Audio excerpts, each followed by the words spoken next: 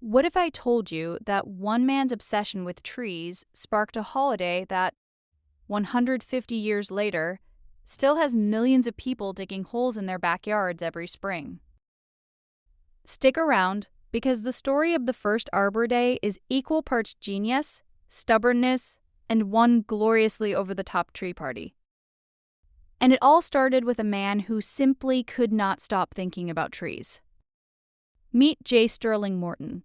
In 1854, he moved from Michigan, lush, forested, green Michigan, to the Nebraska Territory. And Nebraska in the 1850s was not that. The prairie was brutally exposed. Winds howled across the plains in winter. Farmers watched their topsoil blow away. Homes had no shade in summer. And Morton, a newspaper editor and passionate gardener, looked at all of this and thought, we need to fix this. Immediately. With trees. He planted every variety he could get his hands on at his own estate. He wrote about trees constantly in his newspaper.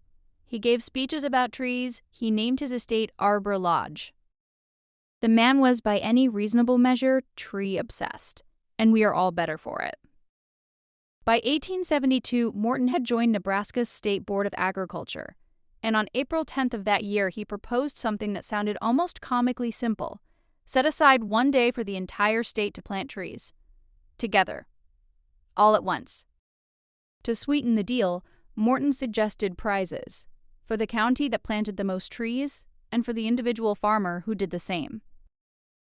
Because nothing motivates Nebraskans quite like a little friendly competition. They set the date for April 22nd.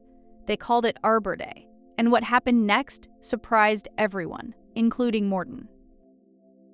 On April 22, 1872, the people of Nebraska planted an estimated 1 million trees in a single day. Think about that for a moment. 1 million trees, by hand with shovels, in a state that had almost none just 20 years before. Farmers, families, school children, and townsfolk all turned out. Some communities made it a festival. There was food, there were speeches, there was, one imagines, a great deal of dirt on everyone's Sunday best. Nebraska liked it so much they made it an official state holiday in 1885 and moved it to April 22nd permanently to honor Morton's birthday. The man literally got a holiday named after his favorite thing, celebrated on his birthday. That is a life well lived. Today, Arbor Day is celebrated in every U.S. state and in more than 40 countries around the world. What started as one stubborn man missing the trees of Michigan has grown into a global tradition of planting, protecting, and celebrating the natural world. Here's something worth sitting with. Every massive oak you've ever stood under was once a little sapling that somebody chose to plant, knowing they might never sit in its shade themselves. They planted it anyway, for the people who came after. That's not just gardening. That's hope with a shovel. Now, here's a question I'd love you to think about. Have you ever thought about the stories your own family planted for you? The choices they made that you're still living in the shade of today? Those stories deserve to be written down.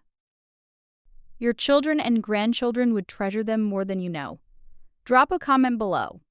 Tell us about a moment from your family's past that you're grateful someone remembered.